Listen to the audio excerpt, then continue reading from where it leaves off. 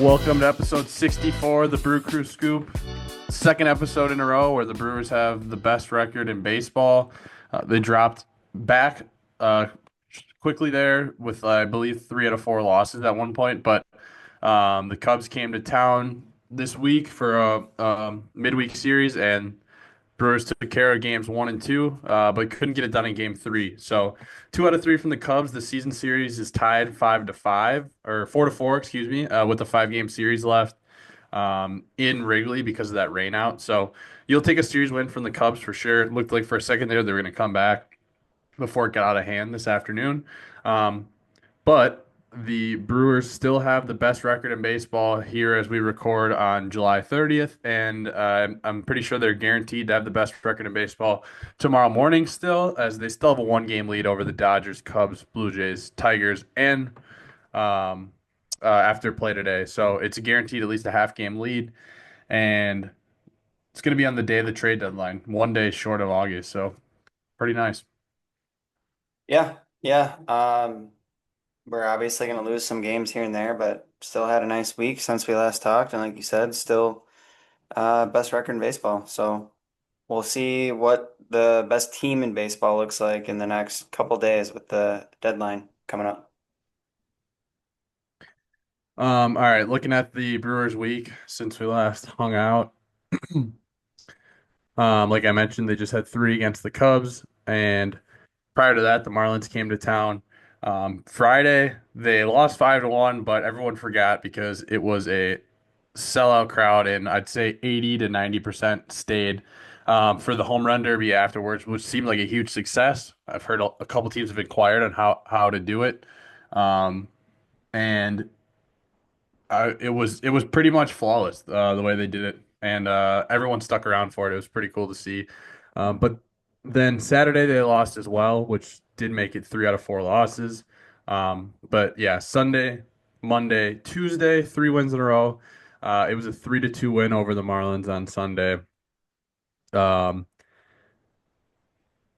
I believe that's where we left off last time. It was after the Mariners series, unless it was Wednesday. Yep. But No, I yeah, think it was okay. after the Mariners So series. 4-2 on the week. Or sorry, 3-3 on the week. So they cooled off, but still the best record in baseball going into July 31st. Yeah, that Friday home run derby I think is something we'll probably talk about a bit more, but that was a pretty cool event that made up for not ideal game against the Marlins. Made it well worth being at the ballpark. Who is your hot hitter of the week for the Marlins and Cubs? Stop dropping on fire, Ricky Bobby. I'm on fire. He's so hot right now. Keon Brock. No, I'm just kidding. I got to give it to Andrew Vaughn. Today he only had 1 hit, but going into today, since we last talked, his average is over 500. His slug was over 1. His OPS was 1.7. Um, I'll say capped off by that grand slam yesterday, but he is becoming I don't know. Every time he walks up to the plate, you just feel like there's a chance something might happen, which is kind of crazy to say, but I'd be lying if I said I didn't feel that way when he comes up to the plate. So I'll give it to Andrew Vaughn. Yeah, former number 3 overall pick, I believe. So Yep. you would if he all of a sudden puts it together, you could definitely believe that it's real. And it was just a White Sox negative rub that he had on him before. Like Hey, don't say that. yeah, I would I believe it. saw Frank Kaminsky and Sam Decker got into a little bit on Twitter. Sam Decker said something about that's what happens when he gets out the White Sox, and Frank Kaminsky was like, "What do you mean? We tried to let him play every day for whatever 4 years, and it didn't matter." Well, I want to give a hot hitter shout out to William Contreras. Not Yep. maybe not my hot hitter, but a guy who struggled this year, hadn't homered in like I want to say like a month and a half, and finally just hit 2 home runs today. So in that Cup series, 2 for 4, 2 for 4, and 2 for 4. um, 2 homers today. He scored 2 runs in each game, so 6 on the series, and then drove in 3 runs. So it's coming together. His average still is 250. Only 8 homers and 45 runs batted in compared to his past years. Not that great. I know he's just barely. He may have hit it tonight.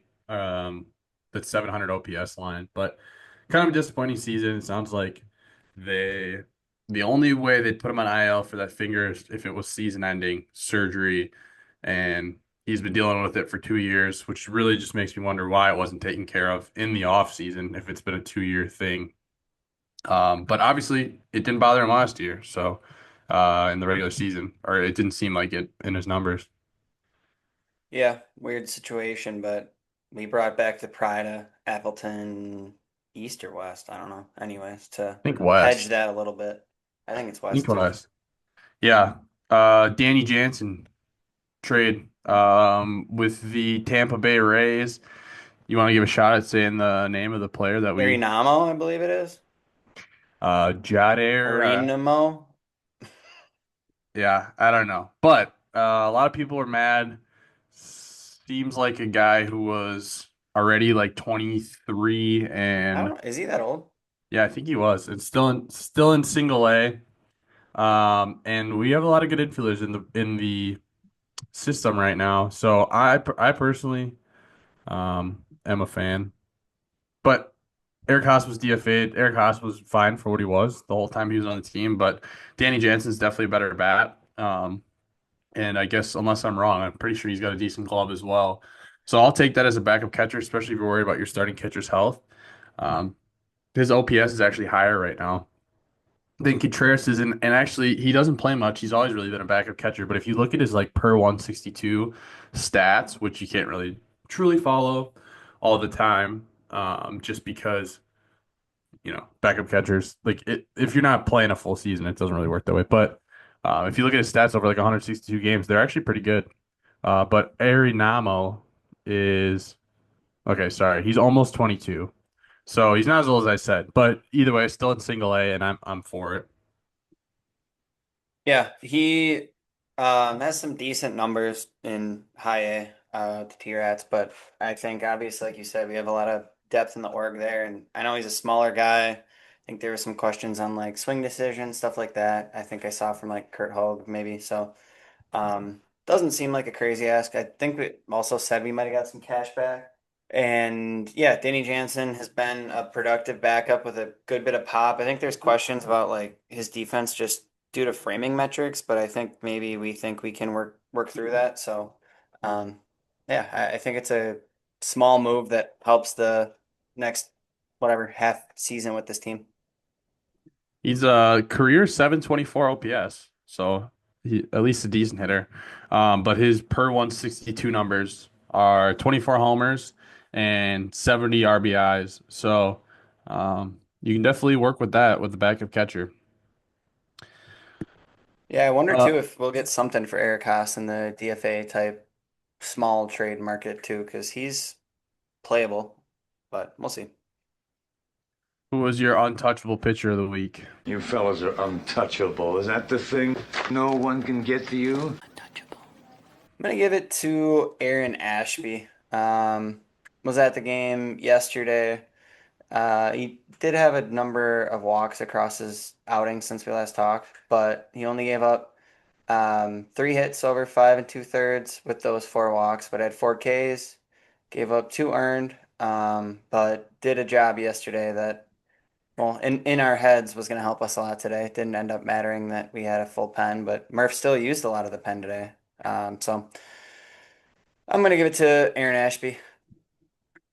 Yeah, it's still good to just see two guys cover a whole game. I feel like we're gonna rely on those piggybacks in the off season or postseason. And to that point today, DL Hall kind of let it slip away. He's been, I would think, like you'd think him and Ashby are going to be the piggybacks off the righties. And lately, DL Hall has not been going long really whatsoever. And I think today I was like, oh, good, he's going back out there for another inning. And it kind of blew up on us.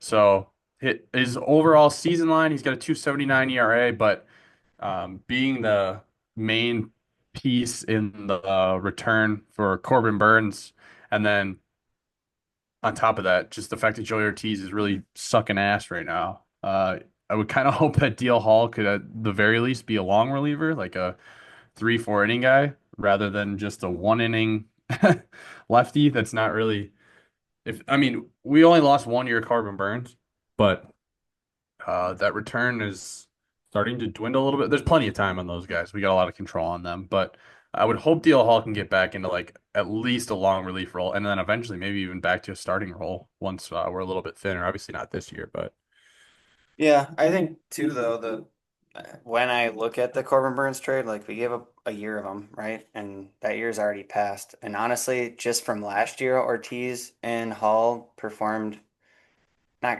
like insane, but they were good enough almost to warrant it. And now we had that control of those guys going forward and the Blake Burke pick, right? yeah, certainly. So, Yeah, I'm definitely not gonna but yeah, revise history and say that I wasn't happy about it at the time and last year, just because now it kind of stinks. The return. Not saying we should have did the deal, but yeah. um, yeah, hopefully DL Hall can be a long reliever. I gotta say, I had lost a lot of faith in Aaron Ashby over the last whatever 17 years he tried to be a Brewer, but now he has looked really good. The stuff has always been there. His fastball and curveball are kind of disgusting, but I feel like control has always been a big thing for him, and it finally looks like he's putting it together in that long relief role, and he's been awesome. And he's got some. It seems like he gets some of the best stuff, honestly, in in our rotation. We got a lot of guys with good stuff. Which, speaking of, on Monday when Mizrowski pitched, he dug himself a hole, obviously, and then ended up getting out of it. Thought he may not even see the second inning, but we saw three Brewers throw 101 miles an hour in the game, which is just incredible. I don't know how to look that up, but I feel like there can't be that many times in history where three pitchers on the same team in the same game threw 101 or more, with Uribe and McGill and Mizrowski. Yeah, I would agree. I can't imagine that either. All right. So transactions. I know we mentioned Danny Jansen and Eric Haas. Sal Frelick came off of the IL. Jackson Trio looks like he may be going on the IL. It looked like a pulled hammy on a triple. They called it a muscle spasm. Hammies, I get really worried about. Like hammies and obliques, I feel like the most minor thing can get really stretched out. So hopefully he avoids the IL, or if he does hit the IL, it's more precautionary and he's back soon. But on top of that, Reese Hoskins, they just said he's targeting rehab like in late August. So Andrew Vaughn's been great, but would love to have the option to play Reese Hoskins if we wanted to. Hopefully it doesn't matter and Andrew Vaughn stays hot. Notably, we really only have one first baseman on the roster now because Tyler Black was optioned. Um, Kind of sucked. He came up and I think he got on base 4 out of 8 times, but I actually missed it. But Ryan mentioned that he booted a baseball, so I'm gonna believe Ryan. So it just sucks because the kid gets on base and he had, I want to say, a double in there too, draw some walks, but he apparently just sucks at playing defense, which really sucks because to me, I still think he could be a decent on base major leaguer, and he clearly can steal bases too. Um, but unfortunately, it just seems like he's never going to fit here in Milwaukee as much as I'd like him to. And I'm fine with that. But kind of weird seeing the Brewers only have one first baseman on the roster. Now Siegler and I think Monasterio kind of are available if needed, but King Vaughn is taking over. So I think I I did guess, see that Bowers is about to start rehab at least. okay. But yeah. Well, that's good. I know there's been a lot of people trying to link the Brewers to Ryan O'Hearn. And just had a discussion on Twitter about that. I would be for a Ryan O'Hearn for a cheap deal. He's just an upgraded Jake Bowers in my mind. Jake Bowers has shown flashes of being really good before, but I would take O'Hearn. Um, but yeah, I believe in Andrew Vaughn more than I would like a different guy that came in and just was hot to start. Like just got a the Brewers rub on a new team. I feel like Andrew Vaughn's a guy for a couple of years where it's been almost puzzling why he was so bad. So I don't know if you had any other transactions or injuries or anything. No, I think if we had redid a version of this podcast in a little over a day, we'd have a number hopefully of transactions, but No, for now, I think that is what we got to cover. Oh, Phillies are acquiring Duran from the Twins. Mm. I wonder what they're But paying those, after what I just saw Rogers cost the yeah. frickin' Mets. I wonder what kind of hug he's given after the one I saw yesterday. That wasn't even a goodbye hug. Oh, come on, fellas, just hug. Um, yeah, the Mets sent out a haul for Tyler Rogers. I will say Tyler Rogers is this year especially, but a lot of years has been really unhittable. And And I I don't know. think he's a like special guy in a playoff series. Like Yeah. certain matchups, he can be very important, but it is still crazy on paper what they gave up. And I don't Mhm. honestly like I'd heard of the um, outfield prospect. I didn't know the pitching prospect, and then obviously I knew Butto or whatever. But Yeah. I mean, I don't know if either of those prospects are really going to pan out. I think that's often a thing, and is there's a reason teams also are trading away guys, but not to say they won't be good. But yeah, interesting. Yeah, it is interesting because, like you said, there's going to be a lot to shake out between now and then. But um, I don't know what the solution is, and I know we kind of disagree on Eugenio Suarez. Um, it's not that I think he's the best third baseman in the world. I think I put more stock in the bat than you probably do, and we both agree he's not a great defender. But so I don't know what a different solution would be for the left side of the infield, but I get really worried about going into September and October with infield slash backup infield of after Terang and Durbin, it's Monasterio, Ortiz, Siegler, um, Ali Dunn. Like Joey Ortiz, I still have like a little bit of faith in him, like long term, but it's almost August and he has not figured it out other than like a couple short week long stretches at a time. The 2025 Joey Ortiz experience, I'm almost out on. Unfortunately or fortunately, however you want to put it, he plays an awesome shortstop, so that's great. But I would love to see either we make a trade to upgrade one of those spots, so we don't see Monasterio hitting, and two black holes in the lineup in October. And if you can move Bryce Terang to short and then move Durbin to second and get a third baseman, that'd be awesome.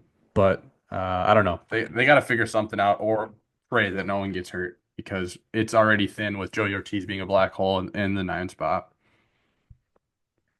Yeah, I mean, I guess we'll have to see what happens. I really would like Willie Castro because he at least can play there to a point, and he's slightly above average league bat like the last 3 years. But even without a move, like Freddie Zamora is an old prospect at this point, and I don't know if he's really going to be great, but he's performed pretty well in AAA, and I think it'd be a nice little flip for those two guys. I think both players could benefit where Zamora could get that taste of um, the big leagues, and I don't know, we can at least say we gave him a shot. And then on the other hand, obviously, a much needed reset maybe could happen for Joey, and he could work on some stuff without the pressure. Because I don't know, like he doesn't even look like he's having fun. And I know people randomly say that, but like he really does not look like he's enjoying his at bats. So we'll Yeah, see. I'm all for Willie Castro. He's just a fun player in general, a guy who can really play all over the field, and I think he was an all-star last year too. Yeah, he So was. good, yeah, good player. But and I am also all for giving Freddie Zamora a shot and letting Ortiz get reset. I mean, if his glove wasn't so good, I think this would have happened already. Looking at Zamora, he had a pretty bad year, partial year in AAA last year, I should say. Um, but has a 711 OPS this year through 69 games. So overall, his AAA numbers only 628 OPS, but this year, like I mentioned, have been better.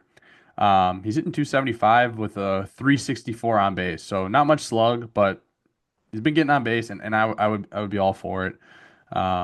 I believe he plays second as well. I wanted to look real quick. Um, it looks like this year he's played second, third, and short. So most of that time at shortstop. So I would be all for it. And this doesn't mean you have to say goodbye to Joey Ortiz for the year. Just, I mean, there's no sense in saving an option year, honestly. So, Yeah, that's what I was thinking too. I was like, why not? Like, there's no. hmm yeah. So Yeah, I'd agree with that. But if not, I hope they can figure something out. I mean, like, obviously, I don't actually think it would happen, but like, maybe they pull off something like a Mikel Garcia and they pay a lot steeper price for someone more controllable. Or, not saying the Royals are likely to trade him, but something like that, or like a Willie Adames type thing. But we will see. Less than 24 hours until the deadline. Yeah, and I'm sure we're always ears open on relievers and stuff like that, but this market for relievers might be crazy. But we'll see. Yeah, I definitely would like to. I would like to get one or two just because so many guys have been worked so much. But I do feel good about the piggybacks, like I said, and um, we have even more starters coming back, whether it's Nestor or Gasser or um, Tobias Myers came up, didn't even really need him to pitch. So I feel good about the piggybacks if you don't have a lot of one inning guys, but some of our one inning guys have been kind of overworked. Um, did not want to blow past the funny clip of Craig Counsell going to the bullpen phone before Andrew Vaughn's homer landed. Obviously, I mean, what are you going to do there as a manager, anyways? But just was funny. I like that the cameraman had the foresight to zoom in on that. Hmm. Um, Not sure there's anything else from the week or the Cubs series that you wanted to mention. Um, No, nothing on field stuff. I will say, like,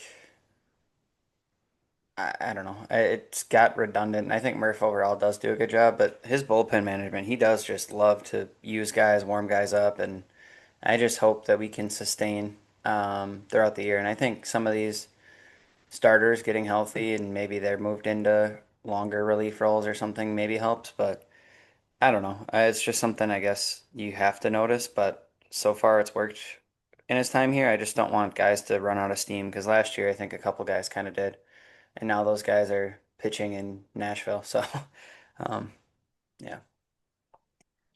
I was talking trade deadline still then. I saw a tweet from Bob Nightingale. And I kind of joked that is this Mark Anastasios burner, but talking about how the Brewers, like, forget the trade deadline, the Brewers have already pulled off two of the biggest coups with the Andrew Vaughn trade in June and Quinn Priester in April. Um, Kind of, one, it's awesome that they've done that, but two, I know it's kind of a joke, but I hope that the franchise doesn't just fall back on that. Like, yes, they ended up being good trades, but these are they paid very low prices for guys who were, I don't want to call them reclamation projects because it's not like we worked with them that much, but guys who were buy very, very low players. And um, though I appreciate it and I think the front office did a great job, I hope that they don't use that as oh, see, this is what we did. And I'm fine with the whole bites of the apple thing. And most years, like last year, I was like, all right, cool. We weren't expecting to be this good. We are good. It's fine if we don't sell the farm, but I've talked about it so many times. We have so many good top of the minor league prospects. We have so many pitchers in AAA and the major leagues. Um, we've been in the playoffs like what, 6 of the last 8 years or something like that, without thinking about it too hard. It's time to go get a bye and or win a playoff series. And you have a glaring need on the left side of the infield, like we talked about, and also could reinforce that bullpen. I just hope that they don't use the Danny Jansen, Quinn Priester, and Andrew Vaughn trio as like, oh, see, we went out and spent. It's time where I think you can give up, don't prospect hug. And we've talked about like the last time we really sent out prospects that we thought were going to be good. It's like Yelich and like I guess Drew Rasmussen and the Adamas deal. Other than that, it's like CC and Yelich. That's really all I can think of. So, I don't know. I wonder how aggressive you think we should be. I guess I'm erring on the side of aggressive. Yeah, I guess I agree to a point. It's just I don't want to, because we have the prospects doesn't mean we should just waste them and like spend because we can. But yeah, if there's someone that the org actually likes and it's within reason and maybe it's a touch more than we normally do, I like it. But I don't want to give up, like I don't know, we saw that Rogers trade today, right? If you saw we traded Chad Patrick and I don't know, Blake Burke or something random for one, I don't know how many years is on his contract, but for Rogers, would you like I think be he's a like, oh, rental. that makes us a better team for this year, so it's worth it? Like, I wouldn't want to do that. I'm not saying that No, would happen, but that no, is not my that hold deal. up. But yeah, I know what you're saying. And there is a point where, You have to use him because like you have the case of Tyler Black, right? Where we held on to him now, and he's definitely not his peak value. And it still seems like we don't think he fits in here long term. So Keston Hira, part two. yeah, hey, don't give up on Keston. Yeah. And then I guess around the farm we can do it's kind of all meshed together around this trade deadline. But Yep. wanted to talk about like another guy who I hope doesn't go down the Hira Black path, but Jefferson Caro left the game in Nashville. Mild left shoulder sprain, expected to miss 3 to 4 weeks. Oh, this is the one who I said was almost 23. I found it in my note now. Caro, I said he's almost 23. He's never really been known for the hit tool, and it seems like he's hurt a lot, and kind of feels like it may start to be a dud. I think the last year when he was out for the year, it was his throwing shoulder because it would be diving back to the base, the right arm. Um, Another example, I guess you could say. I mean, it's his career's not over first, like that's for sure, but makes me kind of worried. And it makes me think back to like when there were rumors of trading Hira for Machado, and it was like, nah, let's keep Hira, and then whatever. Or like to your point, Tyler Black. Now his value seemingly has probably gone down a lot. And Caro, I'd have to imagine that the Brewers have tried to get into talks before where teams have asked about Caro, and they've said no because he's such a big catching prospect. And I'm not saying he won't be, but that's another guy, and possibly another example for my narrative. Yeah. Yeah. It, I guess just sucks. I think it was his non-throwing shoulder this time, though, right? Did you This say time, that? yeah, Yeah. yeah, left So shoulder that's now. at least good. Yeah. Um, but yeah, we'll see. I'd like for him to at least be able to finish out the year in AAA and, put something together. So either he's on the team next year or oh, it was, sorry, the return for the Phillies just came in. Abel and Tate. So they paid up for Oh, Duran.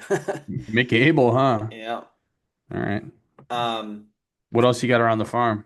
If it hadn't been for those meddling kids. If it hadn't been for you meddling kids. Ah, meddling kids. If it hadn't been for these meddling laddies. I was gonna say the ACL, I think, ended this year. I think.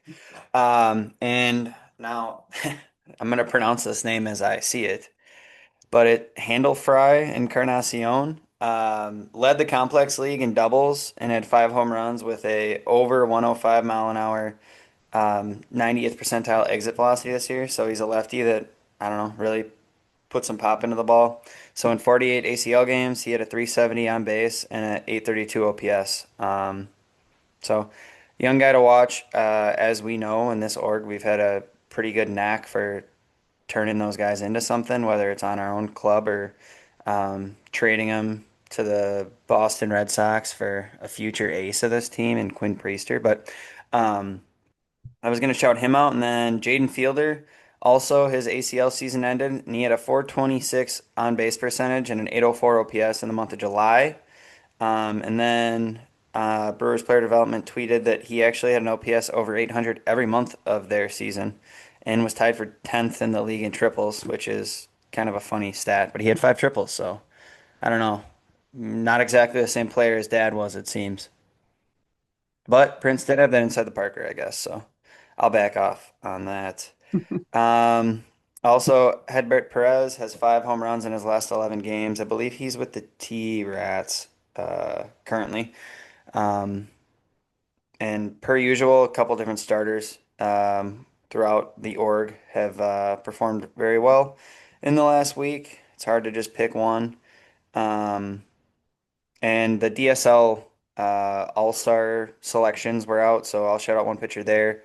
Yohan Pena was selected to the DSL All-Star game. He struck out 32 batters and had 11 walks in 26 innings to that point to get that nod. So um, lots of talent in the DSL as well, which I know the Brewers have had some investment and again kind of made that a pillar of I think their program. So a couple different arms. Steven Duran also was a DSL All-Star. So I won't keep diving in on all those guys, but there is a number of things. I would suggest people to kind of follow Brewers player development. Um, And then who's the one Twitter from like Brewer Fanatic that always is tweeting about the prospect stuff? Spencer Michaelis. Yeah, because I know he always pulls clips, which is nice because like Gasser pitched yesterday and he had a lot of clips of the outing, which was nice because I was following the stat line, but as we know, especially rehab starts, getting your eyes on it's good. So those are some good sources. And then the other thing is the draft class is officially signed up. Um, and the guy we were talking about on our prospect pod in Cooper Underwood did not sign, but a number of high schoolers did sign on the back end that I think we didn't even really think would sign. We pulled a Texas A&M commit and Chase Bentley, who's a pitcher, as well as Mikhail Holden, who was a Bama commit. Both those guys are like mid 90s high school kids. Pulled them both off their college commitments and brought them in. So, um, and a couple non-drafted free agents as well that I have not dove into yet. But in the modern draft era, I think some of those guys can really be studs too. So um, we'll just have to see. But those are a couple of the, I guess, surprise. We pulled another um, prep pitcher as well. I think our 17th pick, Luke Raup.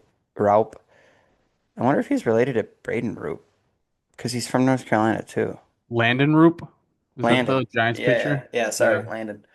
Um, but he's a South Carolina commit. Sits low 90s with good breaking stuff. So that sounds a lot like his brother, if that is his brother. It appears the spelling of the Roop is different than the Giants starter, so I will assume they're not related. That'll do Otherwise, it. it would be quite the coincidence if one had a different last name, spelled differently, That and they were. that'll do it. But yeah, so we secured a number of those prep prospects, which made sense with the amount of money we were saving with our early signings.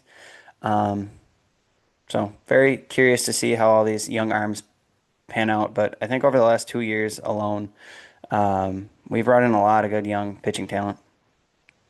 So if you're Scoop, that's just more reason to trade all your other talent away for one half season of Gino Suarez when he reverts to Call it big in. fly ball, strikeout, master, whatever. Call it in. Beer of the week. I'll have a brewski, Charlie. Well, there's nothing like a cold one after a long day, huh? Oh, yeah. I've been known to drink a beer or two.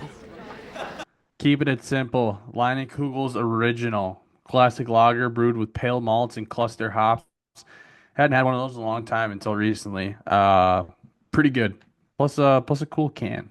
So, all right.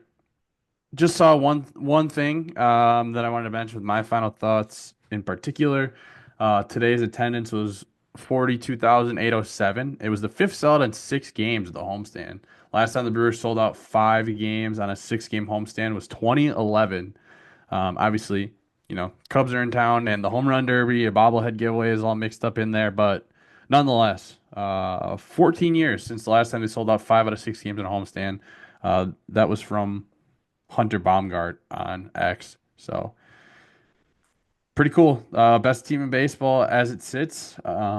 Not only just by record, but they're getting a lot of love in the power rankings and from the national media too. And fans want to see it, and I hope that's something that ownership and the front office sees as this is a city that's ready to win. I think we've kind of gotten spoiled the last couple of years, getting used to making the playoffs, and attendance has kind of dropped off a little bit at times compared to 2011, where you're getting 3 million fans. So hopefully they see now that the fans appreciate it, and they're coming out, and we're ready. We're ready to win a playoff series. And like I've said a million times, I want that bye so bad so we can have home field in the NLDS. Um, and I feel good about our guys in a 5 game series with home field advantage. So this is a team that Milwaukee's ready to see win. Yeah, the atmosphere was pretty good yesterday for sure at the stadium. So I would agree. And obviously the home run derby atmosphere was a little different too, because people I think were just kind of having a good time and happy and weren't as upset to lose to the Marlins as we would have been to lose to the Cubs. But um, yeah, and All right. What do you got any final thoughts? um, make sure my final thoughts are off my chest. Pretty much. The one thing is, I think too, after the deadline clears up, maybe there's a DFA or a guy that got released from some of these moves that maybe we add. So just, I'm sure we will continue working, but I'm just excited to sit back and I don't know. I think most fans love the deadline. I will say it's a little, I guess, scary as a Brewers fan going into the deadline because as of right now, we've talked about it. We have the best record in baseball, but a lot of other teams have a lot of ammo and incentive every year to make those moves to get better. So that's the problem with a quieter deadline is it's not like every other team's quiet. You just saw the Phillies added an elite closer. Like everyone else is gonna try to get better that we're actually competing against. So that's the part that makes it tough. So as much as I love seeing all the deals at the deadline, it does suck to see good teams getting better and either closing a gap on us or, maybe we've got a little lucky and have slightly overperformed and um, that might go to show once the season goes on and these newly improved teams get rolling. But either way, it is fun as a baseball fan. I will say that, to your point about best record in baseball, like we've probably got lucky at times, but we don't want to forget that this team was like what 13 and 17 or something at one point. Like we started really bad. So obviously there's a little bit of luck in baseball. But that makes me feel pretty good that this wasn't, it's not just been a lucky thing all year. Like we started like shit and things weren't going our way. And we still have the best record in baseball. So that's pretty impressive. And you can probably draw a line over the last probably 2 months or so and say that this has been the best team in baseball. And even though it wasn't expected, like we talked about, um, yeah, it's pretty cool to see. But yeah, to your point about other teams getting better, I do worry about like what the Cubs are gonna do. This really feels like a year where it make a lot of sense for them to buy.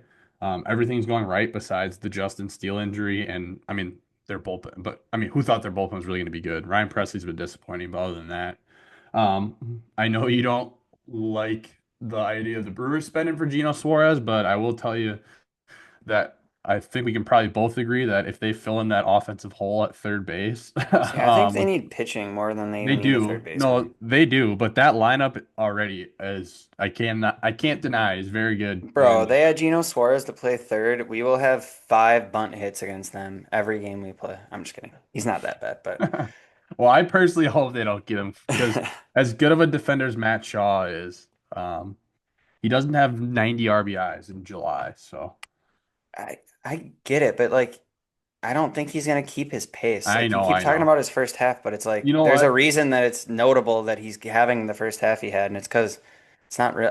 Not to say he hasn't hit home runs, but he Ks Yeah. a lot, and I just don't. It would really suck to pay up for him and then have him not actually be that good, and then. But I get it. I mean, eventually you have to do something. I don't think either of us are actually expecting it to happen anyways. And on the off chance it does, we're both gonna root for him. So he'll be all right. Yeah, hopefully next time we talk, the Brewers did something good. Doesn't have to be major, just something good. Give me an infielder somehow. Willie Castro, huh? Yes, Yeah. I was gonna say, and I was actually gonna bring this up, but Brian Dillon actually reminded me on Twitter. But some of the other teams that needed a third baseman filled them in with guys I didn't even necessarily know were moving, that were longer term options in McMahon and Cabrian Hayes, which is who Kean's pop wanted to see on the Brewers, but he has been dealt, and he also can't really hit, so he wouldn't help much. But go deadline, go Brewers. Hey, go Brewers.